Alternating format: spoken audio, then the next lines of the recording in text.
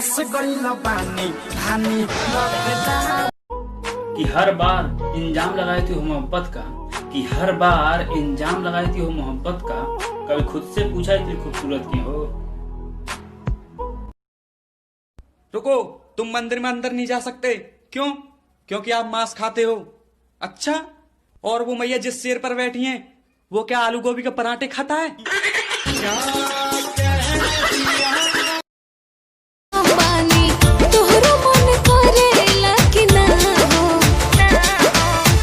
WhatsApp के message बन के धनिया यही बेरा चल जाएगा हो। भगवान एक चीज चाहिए, देंगे क्या? बोलो वत्स, क्या चाहिए? सुन मेरे खुदा, मैं रहूं मैं चाहे ना, मेरी माँ का तू रखना ख्याल। मेरी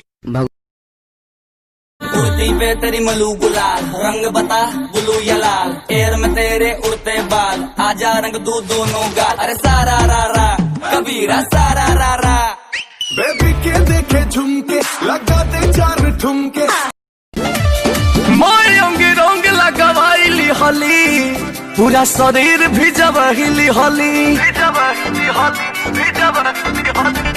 मायूंगी रंग लगवाइली होली, पूरा शरीर भी जबहिली होली। लगे ऐसे सुन जैसे दम घुटना चाहे, तो हरे रंगवा छोड़ा बोला चलो रे कवन बो भंजी, रंगवा न छूटा जाए। अरे ओ मेरा गावा हरी तो हरिया रंगा भीतर लिखूं। दिल अब भी ना भरा हो तो आज देख मैं तेरे शहर आया हूँ, दिल अब भी ना भरा हो तो आज देख मैं तेरे शहर आया हूँ, तू सिर्फ नमक लाना जग मैं अपना साथ लाया हूँ। दोस्तों को चाहे कितना भी मना कर लो, लेकिन वो तोहफे जरूर भेजते हैं। उनका प्यार दिखाने का तरीका ही अलग है।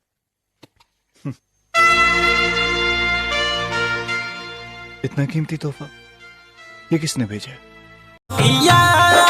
रोजे हावे हमारा बलम के लावे ना ए सखी रहला बात के भेजब खिसी आई बताना कि यही बाय आई बा मॉडर्नवा हमार ओही बबिना कि हमारा शादी के जाए से पागीले ससुरवा अपना सखी से दिन करा के जा माई के परीछे खड़ा पंडलवा के पीछे सभे माई के फोटो खींचे, खड़ा पंडलवा के पीछे सभे माई के फोटो।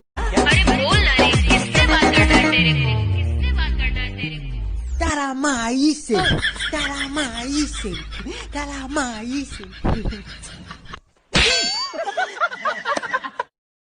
लाइकी सिंघानिया साहब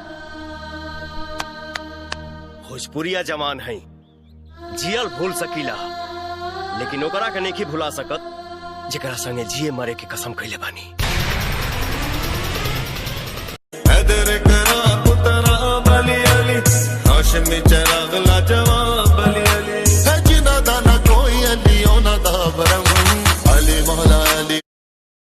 रे उसी वक्त से प्याज काट रहा है, आंसू नहीं गिरा अभी तक? खरीदने में जो पूरा आंसू गिर गया है। लाइकी हमरा लहंगा के पीछे बड़ी मार भइल बा, पागल दीवाना यूपी बिहार भइल बा, बुझला? हाय बनारस के हम हमरा नहीं के होगा